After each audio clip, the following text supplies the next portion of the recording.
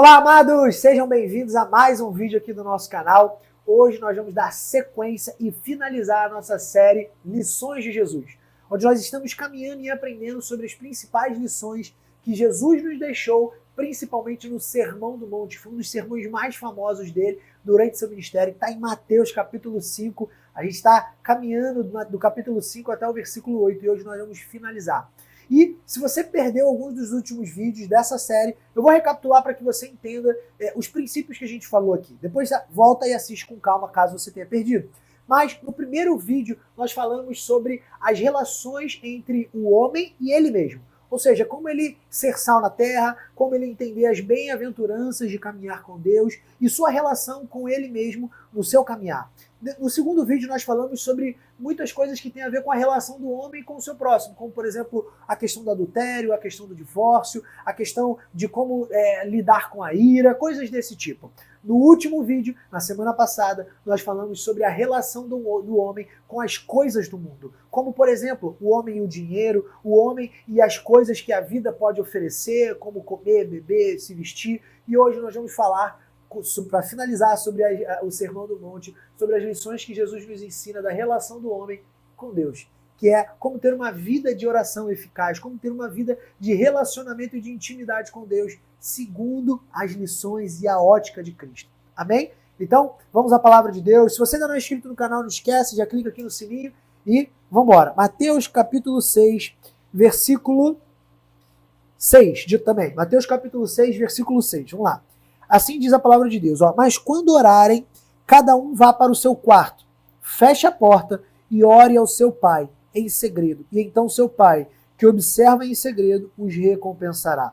E ao orar, não repitam frases vazias sem parar, como fazem os gentios. Eles acham que se repetirem as palavras várias vezes, suas orações serão respondidas. Não sejam como eles, pois seu pai sabe exatamente do que vocês precisam, antes mesmo de pedirem. Então, aqui Jesus está nos ensinando que quando a gente quiser realmente orar, né, como é que muita gente pergunta, Vitor, mas como é que eu tenho que orar? É uma oração padrão? Tem várias orações? Eu leio alguma coisa?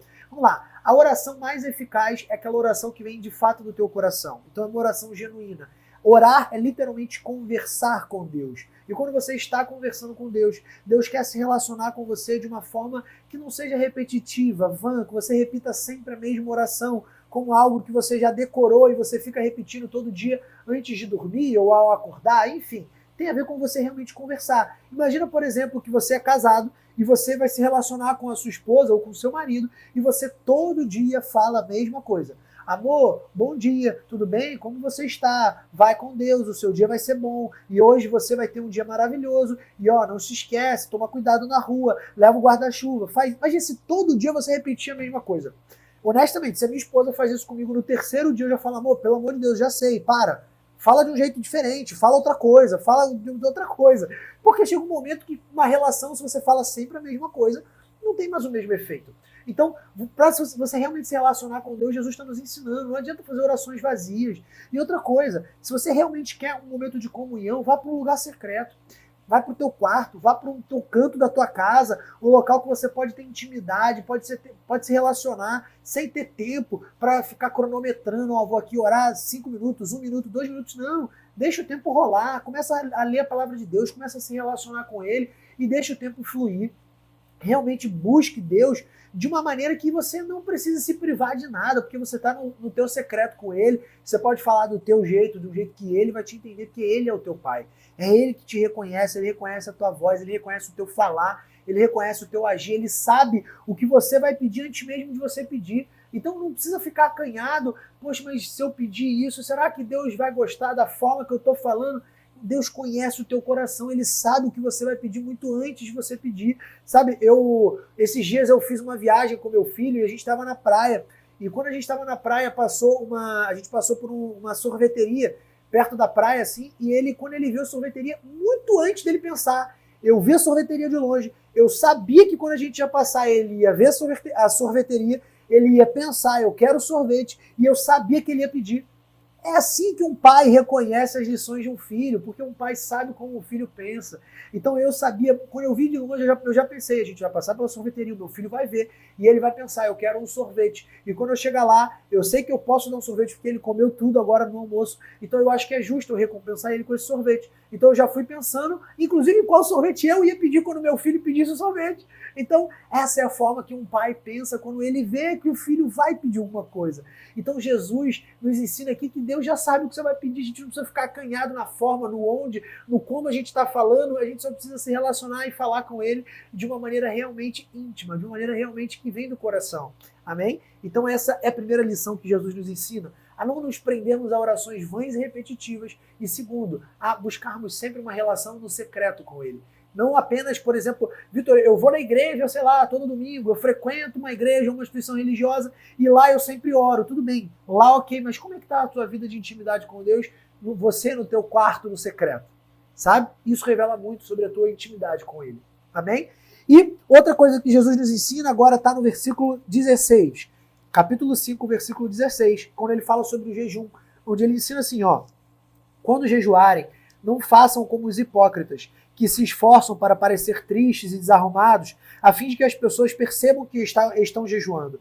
Eu lhes digo a verdade, eles não receberão outra recompensa além dessa. Mas quando jejuarem, penteiem o cabelo e lavem o rosto. Desse modo ninguém notará que estão jejuando, exceto o seu pai, que sabe o que vocês fazem em segredo. E seu pai, que observa em segredo, os recompensará. Então aqui Jesus está nos ensinando a como nos posicionarmos diante de um jejum. Muita gente, às vezes, acha que o jejum tem que ser aquele jejum gigantesco, tem que ser aquele jejum que tem que ser mega sacrificante, que você tem que falar para as pessoas. Não, o jejum você não tem que falar para ninguém, entre você e Deus, o tempo é entre você e Deus, não existe nenhuma regra tá, clara para jejum, tem que ser 21 dias, tem que ser 40 dias, tem que ser um dia inteiro, tem que ser 40, pode ser o tempo que você combinar com Deus e o que você quiser abrir mão. A única coisa que, assim, pelo menos o que a Bíblia nos ensina sobre a maioria dos jejuns que são citados é que é importante que seja uma privação de alimentos. Então, você fala assim, eu vou fazer um jejum apenas de, sei lá, rede social. É algo interessante, você vai reduzir a tua dopamina cientificamente, psicologicamente, é super interessante para você, mas espiritualmente não há nada bíblico que fale que isso é realmente um jejum segundo o olhar da Bíblia, como Jesus fez, como Esther fez, como tiveram outros jejuns na Bíblia, por exemplo. Mesmo que você não se prive 100%, é importante que você se prive de algum alimento, pelo menos de alguma coisa, durante algum tempo, tá? Não precisa ser muito tempo, mas esse é o jejum que existe na Bíblia, que são citados na Bíblia, tá? Mas enfim, na prática, essa é uma das formas que Jesus nos ensina sobre como nos posicionarmos durante um jejum. Além disso, Jesus também nos ensina sobre essa questão de uma vida, né, de fato de oração. No capítulo 7, no versículo... capítulo 7, versículo 7, vamos lá. Peçam e receberão, procurem e encontrarão. Batam e a porta lhes será aberta, pois todos que pedem recebem, e todos que procuram encontram, e para todos que batem, a porta é aberta. Então aqui Jesus está nos ensinando que todos os filhos de fato de Deus, que buscam a palavra de Deus, que buscam viver com Deus, que sabem aonde está o seu valor, que já aprenderam, como a gente falou nos últimos vídeos, a como se relacionar consigo mesmo, como relacionar com o seu próximo, como se relacionar com os seus amigos, com as pessoas ao seu redor e como se relacionar principalmente com as coisas do mundo, agora aprenderam a se relacionar também com Deus. Eles entendem que tudo que é pedido, eles receberão. Por quê? Porque tudo que um filho pede, o pai sempre quer dar. É claro que existem momentos e circunstâncias que o pai pode não querer dar por ser importante para o filho não receber. O exemplo que eu usei agora do sorvete para o meu filho. Se meu filho não tivesse comido tudo, eu não teria dado para que ele aprendesse que ele precisa comer tudo. Ou, se ele tivesse, por exemplo, naquele momento com a garganta inflamada ou mal de saúde, eu naquele momento também não daria, porque isso causaria mais mal do que bem a ele. Agora, naquele momento, eu entendi que era um momento oportuno para que eu desse uma recompensa. Então, no final das contas, se não tiver nada no contexto, nesse caso, como por exemplo do meu filho, seja de saúde, ou seja para uma lição ali de educação para ele, se não houver nada que me impeça de dar o sorvete para ele, se ele me pedir e eu puder pagar, é claro que eu vou querer dar. O meu coração como pai sempre vai querer agradar o meu filho. Mas muitas vezes nós não entendemos esse princípio e achamos que Deus não quer nos dar alguma coisa. Deus sempre vai querer nos dar, mas talvez não seja o momento que nós tenhamos maturidade para receber. E por isso talvez Ele espere, mas Ele vai dar. Se você pedir, você vai receber, mas talvez no tempo de Deus, não no seu tempo. Então é importante também que você saiba discernir os tempos e as estações que Deus vai te dar as coisas quando você ora. Amém? Agora, além disso, Jesus também nos ensina o seguinte. Lá no versículo 15, ele nos ensina, ó, tome cuidado com os falsos profetas que vêm disfarçados de ovelhas, mas que na verdade são lobos esfomeados. Vocês os identificarão pelos seus frutos. É possível colher uvas de espinheiros ou figos de ervas daninhas? Então aqui Jesus está nos ensinando que a partir do momento que você começa a se relacionar com Deus, você começa a ter um filtro maior sobre os falsos profetas, sobre os falsos ensinos, sobre as falsas religiões. Isso existe muito. Então muita gente pergunta, Vitor, mas existem várias doutrinas, né?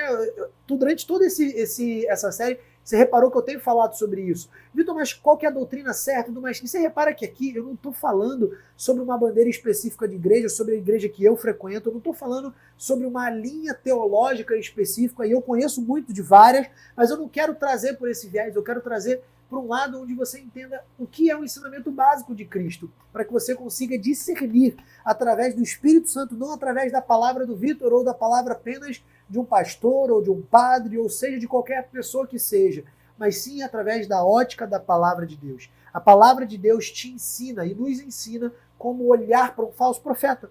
Aqui em Mateus 6, versículo 35, Jesus está nos ensinando que a árvore e seus frutos são reconhecidos. Então, se você está vendo uma pessoa que está dizendo pregar a palavra de Deus, a primeira coisa que você tem que avaliar é os frutos que essa pessoa tem. Como é que é a vida dessa pessoa, como é que é a vida dela com a família, como é que é a vida dela com Deus, como é que é a vida dela de oração, como é que é a vida, quais são os frutos que ela gerou. A partir dos frutos você identifica se essa árvore realmente vem de Deus ou se é uma árvore que não gera frutos e, consequentemente, não é um discípulo de Deus. Inclusive nessa sequência, na sequência desses versículos aqui, na mesma sequência, Jesus nos ensina que muitas pessoas, na hora do juízo final, vão chegar lá e vão falar, não, mas eu profetizei, eu fiz isso, fiz aquilo, eu falei da palavra de Deus, eu fiz caridade, fiz aquilo, ok, mas você não é meu filho. Jesus nos ensina aqui, ó, vou ler para você ver como é que tá aqui, ó. No versículo 21, Jesus fala assim, ó, nem todos que me chamam Senhor, Senhor entrarão no reino dos céus, mas apenas aqueles que de fato fazem a vontade de meu Pai que está no céu. No dia do juízo, muitos me dirão, Senhor, Senhor, não profetizamos em teu nome, não expulsamos demônios em teu nome e não realizamos muitos milagres em teu nome? Eu, porém, responderei, nunca os conheci. Afastem-se de mim, vocês que desobedecem à lei. Então Jesus está nos ensinando que podem existir pessoas que farão milagres, que profetizarão e que expulsarão demônios, mas que não serão aceitos no reino dos céus, no juízo final. Por quê? Porque elas não fizeram a vontade do Pai. Elas usaram essas coisas através da autoridade da palavra de Deus, mas não fazendo a vontade do Pai. Então, Vitor, eu devo acreditar em todo mundo? Claro que não, você deve fazer a vontade de Deus. Você deve discernir, buscar em Deus a vontade de Deus. Porque muitas vezes eu posso ter um dom de profetizar, mas às vezes Deus não quer que eu profetize uma coisa. E aí, por ter profetizado, eu posso até ajudar aquela pessoa, mas eu posso ter interferido na vontade de Deus. Então, eu devo fazer o que a vontade de Deus e o que a lei de Deus diz, e não o que eu quero. Por isso que muitas vezes, quando Deus nos dá dons espirituais, que Ele nos ensina lá em 1 Coríntios 12, nós temos que ter muito cuidado com isso, para usar isso da maneira que Deus quer que nós usemos, e não como nós queremos. Porque é um dos maiores pecados, uma das maiores consequências de quem recebe dons. Às vezes é querer usar para o seu próprio bem, mas tudo que Deus nos dá, nós já falamos várias vezes isso aqui, é sempre para usar para o reino de Deus e para o nosso próximo, ou seja, para fluir. Amém? E para nós finalizarmos aqui sobre essa série e esse vídeo, né, nós precisamos entender o que é, de fato, construir em cima de um firme alicerce. Versículo 24, Jesus nos ensina: quem ouve minhas palavras e as pratica é tão sábio como a pessoa que constrói a sua casa sobre uma rocha firme. Quando vierem as chuvas e as inundações, os ventos castigarem a casa, ela não cairá, pois foi construída sobre rocha firme.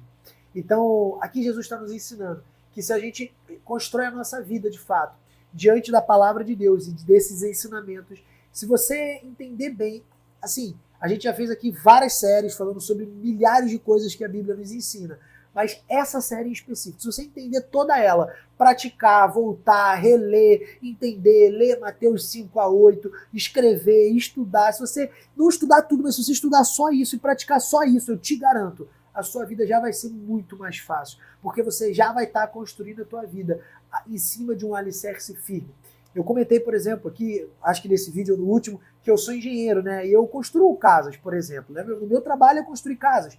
E dentro das construções que eu faço, se eu não me preocupar muito com o alicerce, eu sei que aquela casa pode cair.